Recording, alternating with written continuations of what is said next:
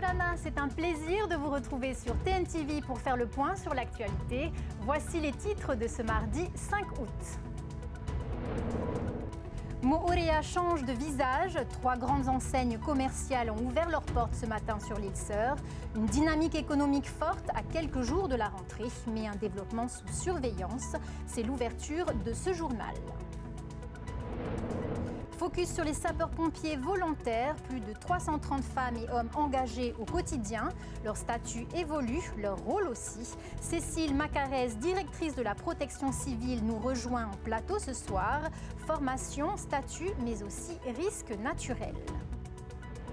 Et puis du surf dans cette édition, Teiva Tahiroa participera à sa première Treaty Pro à Te Ahupo grâce à une wildcard de la World Surf League. Une interview exclusive à 2 jours de la compétition.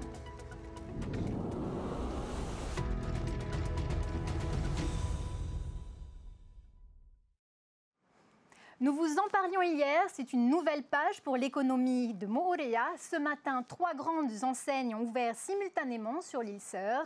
Un moment fort qui marque une avancée dans l'offre commerciale locale. Mais cette évolution soulève aussi des questions. Croissance maîtrisée ou expansion trop rapide, Naya Bennett était sur place. À peine la cérémonie d'ouverture terminée que les premiers clients se pressent déjà dans les rayons. À quelques jours de la rentrée, cette ouverture tombe à point nommé pour la population qui l'accueille avec enthousiasme. En effet, c'est une opportunité pour Moorea d'avoir des prix similaires à ceux de Tahiti, surtout que la rentrée des élèves approche et c'est une opportunité donc, pour les parents d'acheter des fournitures scolaires pour leurs enfants. Et voilà, c'est ça.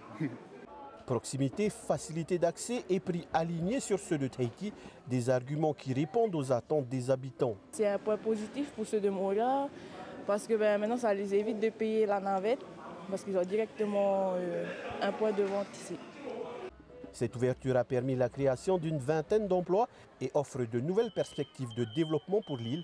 Mais les élus le rappellent, il s'agit d'avancer sans perdre l'équilibre.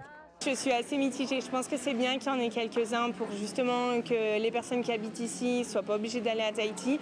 Mais je trouve que pour garder le charme de Moorea, il faut aussi garder ce petit esprit naturel. Je félicite justement cette société d'avoir mis en valeur l'environnement. Parce que déjà au niveau des bâtiments, c'est carrément joli et adapté. Ah oui, pour le développement, mais il ne faut pas faire n'importe quoi. D'ici 2 ans, 3 nouveaux commerces devraient voir le jour sur Moorea, un hypermarché et 2 supermarchés. Ils sont électriciens ou élèves pompiers et en plus ils sauvent des vies. Les sapeurs-pompiers volontaires sont 330 en Polynésie. Depuis juillet, leur engagement est mieux reconnu grâce à un nouveau statut, une reconnaissance très attendue. Sophie Gebel et Jeanne Tinorua ont rencontré des pompiers volontaires de Papeete. Ils n'ont pas fait de leur vocation un métier, mais un engagement au quotidien. Ibrahim Cheng travaille le jour pour devenir policier. Sur son temps libre, il est équipier pour la caserne de Papeete. Eugène Maré, lui, est électricien de métier, engagé depuis 9 ans auprès des pompiers de la capitale. Leur statut, volontaire. J'ai commencé parce que je voulais sauver des vies de base. Et j'ai aimé ce métier. C'est quelque chose qui change tous les jours, c'est pas pareil tous les jours. Du coup, c'est ce qui fait que je prends goût à ce métier, c'est pas une routine quotidienne. J'ai des chantiers à côté et j'essaie de caler mes gardes en tant que SPV, plus le week-end ou en soirée. Ou sinon, dans la semaine, si j'ai pas trop de chantiers. Les SPV, comme on les appelle, exercent les mêmes fonctions que les pompiers professionnels. C'est grâce à eux que les casernes peuvent fonctionner. En Polynésie, ils représentent près de 60% des effectifs, mais ne sont pas reconnus comme des travailleurs.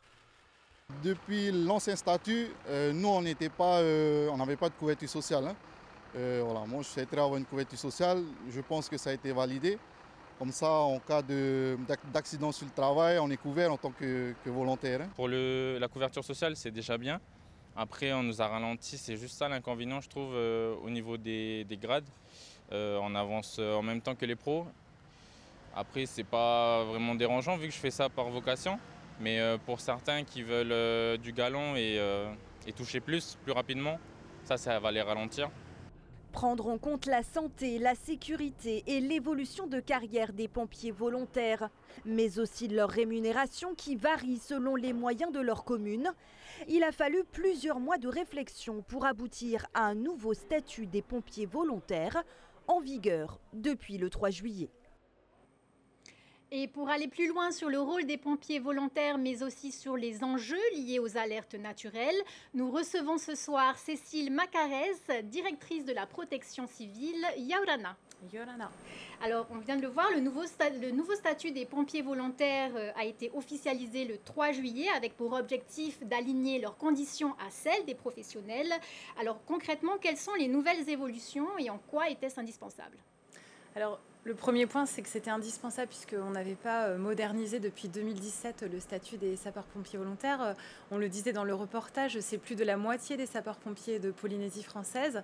Donc c'est essentiel aujourd'hui d'avoir un niveau de reconnaissance de cet engagement citoyen indispensable. Certaines communes ne disposent pas de sapeurs-pompiers professionnels et la seule réponse de sécurité civile des primo-intervenants, ce sont ces hommes et ces femmes sapeurs-pompiers volontaires. Ce qui est intéressant, c'est de savoir qu'on a modernisé par rapport à une charte de valeurs. Il est important aujourd'hui que cet engagement citoyen soit encadré par des droits et des devoirs. Ça, c'est le premier point. Le deuxième point, on voyait dans le reportage que la plupart ont d'autres activités et ils le font au détriment parfois de leurs congés. Donc nous avons souhaité à la fois travailler sur des systèmes de convention avec les employeurs que nous allons aujourd'hui mettre en œuvre et également les protéger en cas d'accident. Ce sont des pères et des mères de famille et nous leur devons une assurance et une couverture sociale obligatoire. Ce n'était pas le cas avant ? Exactement, ça n'était pas obligatoire et aujourd'hui on souhaite vraiment parfaitement les protéger. Sur le côté équité par rapport aux sapeurs-pompiers professionnels, j'entendais parler de ralentissement. Notre souhait, c'est qu'il est important pour les Tavana qui ont à gérer ces pompiers professionnels mais aussi volontaires de pouvoir les considérer de la même façon, à la fois sur l'accès à la formation mais aussi sur l'avancement de grade, ce qui génère aussi une meilleure fédération en sein des équipes. Et enfin, je tiens à souligner que ce profond travail de revalorisation a été fait avec la Fédération des sapeurs-pompiers de Polynésie française, mais aussi avec le soutien du SPCPF et du Centre de gestion et de formation. Alors, Cécile Macarez, nous vous retrouvons dans un instant, car les archipels des Australes de la Société et des Tuamotu sont placés en vigilance orange pour vagues submersion, comme sur ces images de Rimatara. Le quai de Te Avarua a été fermé ce matin par précaution. Des vagues pouvant atteindre 4,50 m ont été signalées à Hereheretue. Le Haut-Commissariat appelle à la prudence. Même 2 personnes ont dû être secourues ce matin. Un événement qui montre à quel point les risques sont concrets et l'action des services de secours cruciale. Alors, dernière question, Cécile Macarez. Alors, il y a une forte houle qui attire les surfeurs. Pourquoi interdire les activités nautiques dans ce cas-là ? Alors, en fait, il ne s'agit pas d'interdire les activités nautiques. Ici, on est en vigilance orange, donc sur la plupart des archipels de la Polynésie française. Évidemment que les surfeurs, pour eux, ce sont des conditions optimales, ce qu'on peut tout à fait comprendre.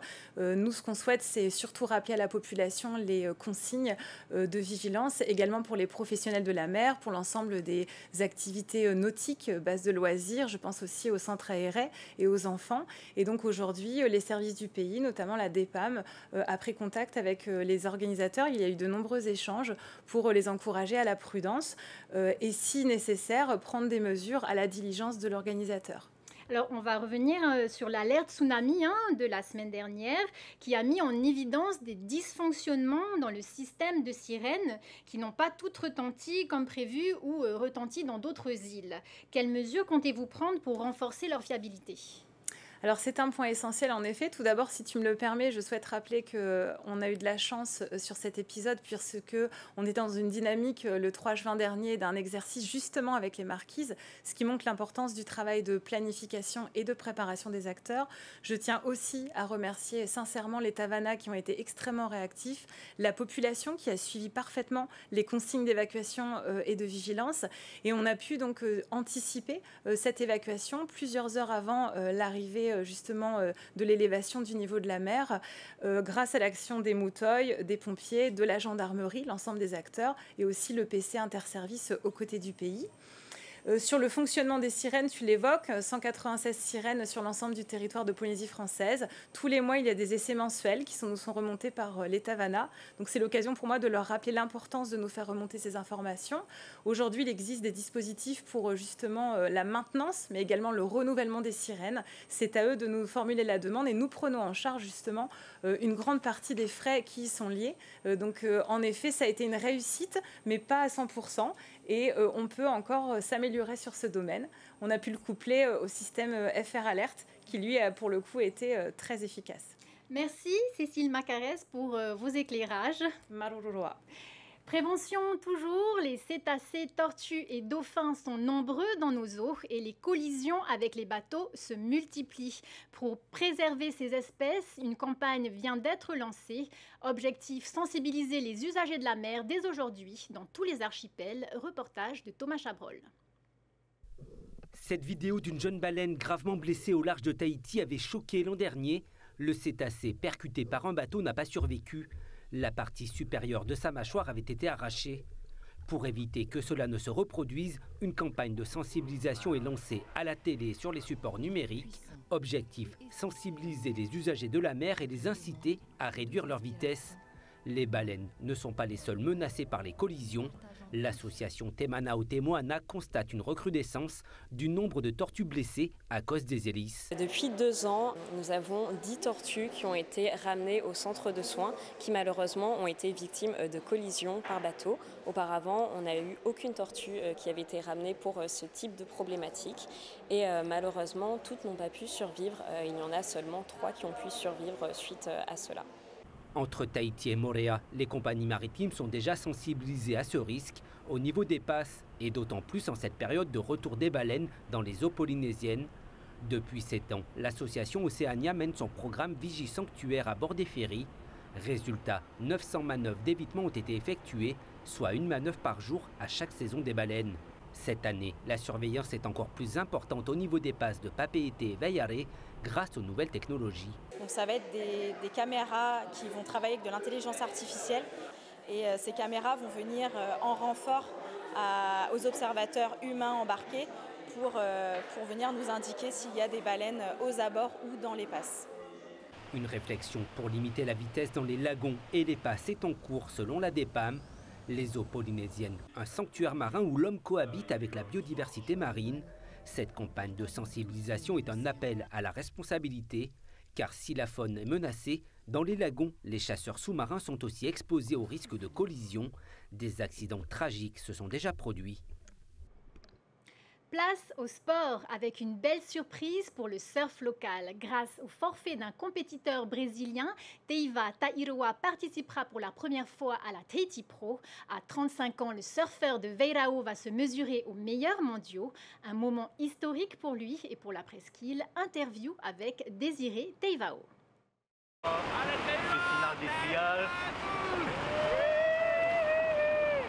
Je sens qu'il y a la pression de tout le monde quand même, mais c'est cool. Je remercie tout le monde pour leur encouragement. Tous les jours, je vois quelqu'un qui m'encourage et ça me réchauffe beaucoup le cœur. J'ai hâte de montrer ce que je peux faire et puis voilà, on verra ce qui va se passer.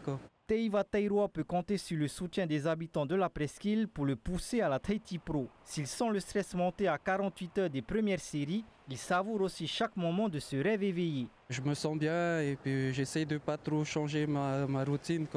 J'essaie de rester moi-même. Les gens autour de moi savent comment je suis et vraiment moi c'est vraiment au feeling. Ce qui m'arrive, je pense que ça doit être le destin et puis voilà, on essaie de vivre à fond ce qui se passe. Cette qualification à la Tahiti Pro, Teiva ne la doit pas seulement au hasard. Depuis 3 ans, le surfeur de Veirao monte en puissance. En 2023, il signe un succès de prestige au remportant la Tapuna Master et le mois dernier, lors des trials à Te Ahupo, il se hisse jusqu'en finale où il est battu par Mhimana Brai. Une progression qu'il doit en partie à son père. Franchement, mes stratégies, ça a beaucoup joué sur ça. Et mon papa, souvent, il m'a parlé de ça depuis que je suis petit.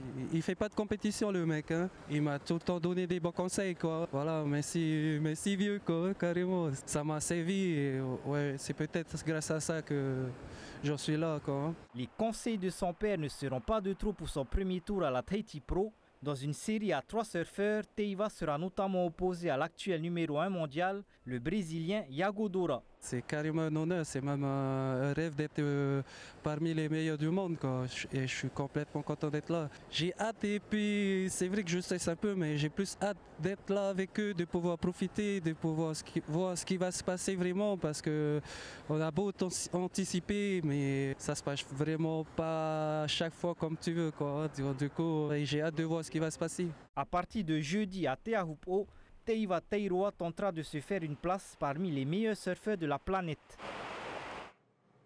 Et la puissance de la vague a fait des dégâts à Te Ahupu'o. Michel Bourrez s'est blessé aujourd'hui, indiquent nos confrères de Première. La Fédération tahitienne de surf nous confirme l'accident, mais rassure. Le surfeur est touché au visage, mais sa vie n'est pas en danger. C'est la fin de ce journal. Merci à vous de l'avoir suivi sur TNTV.